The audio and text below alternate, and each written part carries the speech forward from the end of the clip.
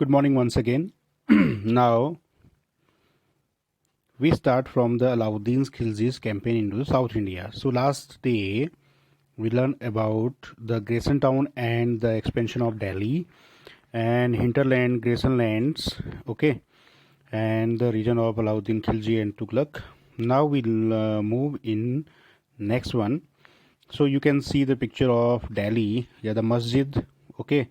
So we start from here. Quwwat-ul-Islam Mosque and Minar, built during the last decade of the 12th century. This was the congregation's mosque of the first city built by the Delhi Sultans, described in the chronicles as the Delhi as a Khuna. ठीक है, Delhi a Khuna, the old city that is called. The mosque was enlarged by the Iltutmish and Alauddin Khilji. The minar was built by the two sultans Qutbuddin Aibak and Iltutmish. So here you can see, okay, Qutub Minar in Mehrauli, particularly you can say in Mehrauli, okay. So it is a Qutub Minar, okay. Here is a Quwwatul Islam Masjid also. Okay, Alai Darwaja also you can see here, built by Alauddin Khilji. Okay, so started by Qutbuddin Aibak and finished by Iltutmish in 1210. Okay, now the masjid. The mosque is called a masjid in the Arabic. Which word? In which language? Arabic word. Literally a place where a Muslim protests in the reverence to the Allah. Just like in temple, we are reverence to the God, यहाँ मूर्ति की पूजा करते हैं, तो उसी तरह से Muslims में मस्जिद वो जगह है जहाँ पर जाकर के वह क्या करते हैं, अल्लाह की इबादत करते हैं, नमाज अदा करते हैं. ठीक है. इन अ कॉन्ग्रेगेशनल मॉस्क मस्जिद ए जामी और Jama Masjid that is called, Muslim read this prayers नमाज, तो नमाज अदा करते हैं अल्लाहुम्मा सल्ली अलैहि वसल्लम टुगेदर. ठीक है. Members of the congregation choose the most respect learn male as their leaders. इमाम कौन होता है वहाँ, उनका हेड जो होता है उसे इमाम कहा जाता है, दैट इज कॉल्ड इमाम साहब. ठीक है. For the rituals of prayer, तो वो जितने भी जो रिचुअल्स होते हैं प्रेयर के, दिन में 5 बार नमाज पढ़ना जिसमें मुख्य होता है. ठीक है. He also delivers the sermon खुतबा ड्यूरिंग द फ्राइडे प्रेयर, और खासकर फ्राइडे प्रेयर इनके यहाँ बहुत खास होती है जिसमें वो खुतबा पढ़ते हैं. ठीक है. यानी कि अल्लाह के आदेशों को पढ़ते हैं, अल्लाह की बातों को वो किया जाता है, जहाँ पर डिलीवर किया जाता है लोगों के लिए. ड्यूरिंग प्रेयर मुस्लिम स्टैंड फेसिंग मक्का, मक्का जो इनका पवित्र स्थल है सऊदी अरब में. ठीक है. वहाँ की ओर मुँह करके ये क्या करते हैं, नमाज अदा करते हैं. India is to the west, जो इंडिया के पश्चिम साइड में है. ठीक है. वेस्टर्न एरिया में है. दिस इज कॉल्ड द किबला, इसे किबला कहा जाता है. ठीक है. तो ये मॉस्क्यूज जो बनाई गई थी, ये किस लिए बनाई गई थी, ताकि वहाँ पर जाकर के वो क्या करें, अपने अल्लाह को याद करें, अल्लाह की इबादत करें, नमाज अदा करें. ठीक है. पहले ये कहा जाता है कि जो ये वाला इलाका है ये जैन टेम्पल्स था, जैसा हमने पहले भी पढ़ा था कि जैन टेम्पल्स के लिए फेमस था. ठीक है. और ये पूरा जैन टेम्पल्स का ही एरिया था. ठीक है. इसको हटा करके यहाँ पर क्या किया गया, मॉस्क्यू बनाई गई थी, या फिर हम कहीं मीनार बनाई गई जिसके ऊपर चढ़ करके वो क्या करते थे, इबादत करते थे, या हम कहें कि अल्लाह अकबर करते थे. ठीक है. उसके अलावा एक और जो यहाँ पर आपको छोटा सा ये हिस्सा जो दिखाई दे रहा है, ये भी क्या है, ये भी मीनार का हिस्सा था जो अलाउद्दीन खिलजी इसी के अकॉर्डिंग, इसी के पैरेलल जो है बहुत बड़ी बनाना चाहता था, लेकिन अनफॉर्चुनेटली वह उसे बना नहीं पाया. ठीक है. तो ये हमने पढ़ा. नीचे एक पिक्चर आपको दिख रही है, that is the Begumpuri Masjid built in the region of the reign of the Muhammad Tughlaq was the main mosque of the Jahanpanah. Jahanpanah एक नगर बसाया था उसने.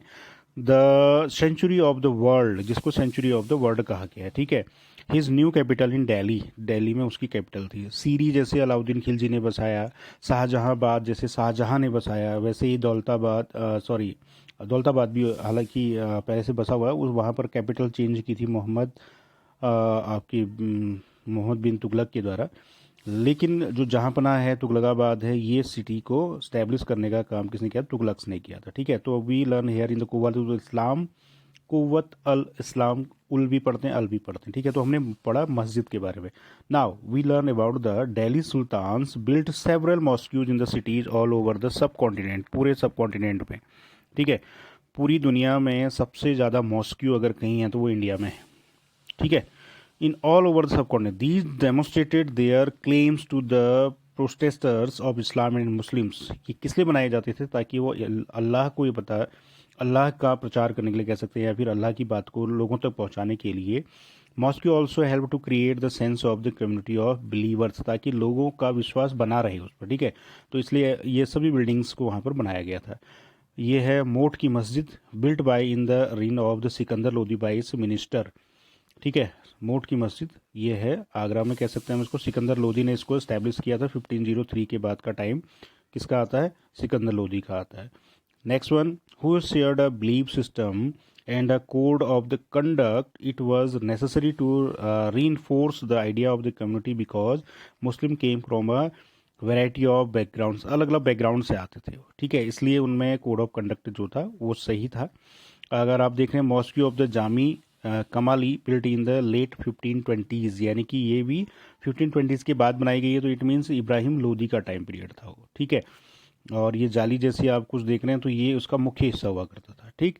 Now compare figure 2, 3, 4 and 5, what similarities and difference to the you notice the among the mosque is a figure 3.4, 3, 4 and 5 shown a evolution in the architecture tradition and the communities in the Shahjahan mosque in Delhi. तो देख रहे हैं सब में जो भी आपको ये मॉस्क्यू दिख रहे हैं, धीरे धीरे सब में थोड़ा थोड़ा अंतर आपको महसूस कर सकते हैं, ठीक है। पहले जो होता था वो पुराने मंदिरों के तोड़ फोड़ करके उसमें बनाया गया है। उसके बाद फिर खुद की जो बनी हुई मस्जिदें जो हैं उनमें देख सकते हैं आप आर्किटेक्चर थोड़ा बहुत चेंज हो रहा है धीरे धीरे।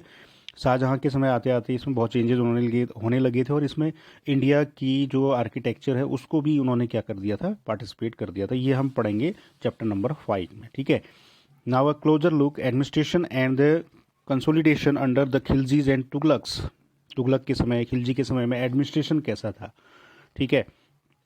The consolidation of the kingdoms, as vast as the Delhi Sultanate, needed reliable governors and administrators rather than the appointing the aristocrats and the landed chieftains as the governors.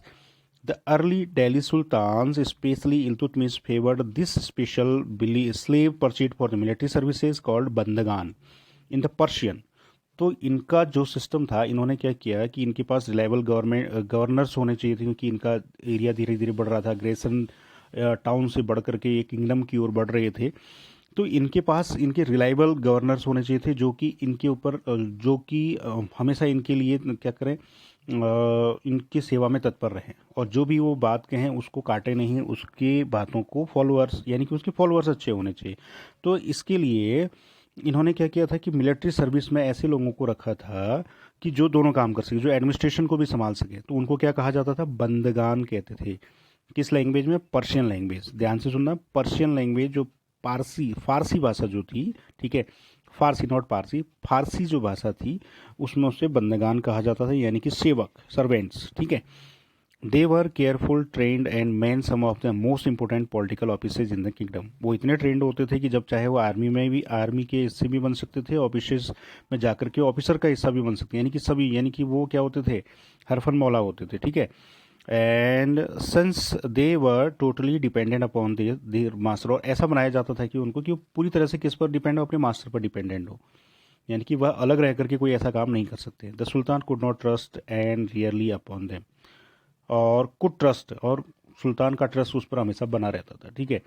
अगर movie के जरिए अगर आपने देखा होगा तो उसमें आपने देखा कि मलिक काफूर अपने मालिक के कहने पर, अलाउद्दीन के कहने पर कत्ल कर देता है अपने जो उनको पकड़ के लाया हुआ है, जिसके द्वारा वो पकड़ के लाया हुआ था, उनका भी कत्ल कर देता है, यानी कि इतने ट्रस्टफुल थे, ठीक है। Now the slaves rather than sons, कि स्लेव को बेटे से भी ज़्यादा माना जाता था, ठीक है, उस पर इतना ज़्यादा भरोसा होता था। So the sultans were advised a slave whom one has brought up and promoted must be looked after for its need a whole lifetime, and good luck to find a worthy and experienced slave. Wise men have said that a worthy and experienced slave is better than a son, ठीक है। जैसे मोहम्मद गौरी से start करते हैं। मोहम्मद गौरी ने क्या किया, कुतुबुद्दीन ऐबक को खरीदा, कुतुबुद्दीन ऐबक ने इल्तुतमिश को खरीदा। ठीक है। अब वो इतने लॉयल थे कि कुतुबुद्दीन ऐबक को मोहम्मद गौरी ने अपनी डेथ के बाद इंडिया का पूरा जो एरिया था वो दे दिया। कुतुबुद्दीन का जो सेवक था इल्तुतमिश, वो इतना ज़्यादा लॉयल था कि कुतुबुद्दीन की डेथ के बाद जो वहाँ के जो ऑफिसर्स थे, वहाँ के जो बंदगान रहे होंगे, उन्होंने क्या किया, उसके बेटे को ना बना करके, रुकुद्दीन को ना बना करके किसको राजा बनाया, राजा बनाया किसको, इल्तुतमिश को। ठीक है। तो इल्तुतमिश भी वैसा ही था। ठीक है। उसके बाद हम बलबन को पढ़ेंगे। बलबन में भी वो भी एक सेवक ही था। ठीक। तो इस तरह से कह सकते हैं कि ये माना गया था कि slave rather than better than the son, बेटे की अपेक्षा जो गुलाम था, स्लेव था, वो ज़्यादा अच्छा होता था। ठीक है। The Khilji and the Tughlaqs continue to use bandagan and also raise people of the humble birth who are often their clients, जो उनके क्लाइंट्स होते थे, तो उन्होंने ऐसे लोगों को अपने साथ रखा जो पूरी तरह से समर्पित रहे। ठीक है। एंड हाई पॉलिटिकल प्रोफेशंस, उनको बड़े से बड़ा पद दिया गया। They were appointed as the generals and governors, वो अपने जनरल्स और गवर्नर्स को अपॉइंट करते थे। However it also introduce an element of the political stability, लेकिन ये कभी कभी क्या होता था कि स्टेबिलिटी नहीं होती थी। वो केवल अपने मास्टर के लिए ही सब कुछ करेंगे, यानी कि अपने मालिक के लिए। मालिक के बाद जो उसका बेटा होगा उसके लिए वो लॉयल नहीं होते थे। ठीक है। Slaves and clients were loyal to their masters only, the patrons but not to their heirs. उनके उत्तराधिकारियों के लिए लॉयल नहीं होते। जैसे इल्तुतमिश जो था लॉयल था कुतुबुद्दीन ऐबक के लिए। ठीक। कुतुबुद्दीन ऐबक जो था वो लॉयल था किसके लिए, मोहम्मद गौरी के लिए। जैसे गौरी की डेथ होती है 1206 के आसपास, उसके बाद वो अपने आप को इंडिपेंडेंट मान लेता है। जैसे कुतुबुद्दीन ऐबक की डेथ होती है वो उसके बेटे का लॉयल नहीं रहा, वो इल्तुतमिश क्या करता है, अपनी इंडिपेंडेंस कर लेता है। ठीक है। तो एक तरह से ये केवल मालिक के ही वफादार होते थे, उनके बच्चों के नहीं। New sultans had their own servants, अपने अलग सर्वेंट्स होते थे। As a result the accession of the new monarch open new conflict between the old and the new nobility. तो इससे होता क्या था, इससे कि मतभेद होते थे, लड़ाइयाँ होती थी, क्योंकि पुराने के पुराने वाले वफादार होते थे। जैसे रजिया सुल्तान के बारे में हम पढ़ेंगे कि रजिया सुल्तान के समय में लोगों ने उसका विरोध क्यों किया, इसलिए क्योंकि जो किसके पक्षधर थे या फिर जो किसके क्लाइंट थे, इल्तुतमिश के, उसने तुर्काने चिहलगानी नाम से एक गुट बनाया था जिसमें तुर्कों का 40 लोगों का एक समूह था जो हमेशा उसका सपोर्ट करता था। लेकिन जैसे ही उसकी डेथ होती है तो उसके बाद रजिया सुल्तान को क्वीन बनाया जाता है, राजा बनाया जा सकता है, हम कह सकते हैं। तो वो उससे चिढ़ गए। उन्होंने कहा नहीं, औरत हमारे ऊपर रूल करने वाली नहीं होनी चाहिए। हम वफादार थे किसके, इल्तुतमिश के थे, लेकिन अब हम इसके वफादार नहीं रहेंगे। तो इस तरह से उसके समय में रिबेलियन होने लग जाते हैं। सेम कंडीशन बाद में आती है बलबन के समय में भी। बलबन भी वही करता है। बलबन अपने मालिक का वफादार होता है, लेकिन जैसे ही उसका बेटा गद्दी पर बैठता है मालिक का, तो वो उसका वफादार नहीं रहता है। ठीक है। So the patrons of these humble people by the Delhi Sultans, sultans who also shocked many elites and the authors of the Persian Tawari criticized to Delhi Sultanate the appointing the low and base born to high offices। तो उन्होंने इस चीज़ की काफ़ी क्या की है, भर्त्सना की है, हम कह सकते हैं कि उसकी आलोचना की है कि जो ऐसे ही जो कुछ लोग ऐसे होते थे जो हेरिडिटी से नहीं आगे बढ़े, उत्तराधिकारी के पद से आगे नहीं बढ़े, बल्कि वो अपने ताकत के दम पर आगे बढ़े हैं। उन्होंने क्या किया था, अच्छे से अच्छे पद को सुशोभित किया था, अच्छे से अच्छे पद पर वो पहुंचे थे। ठीक है।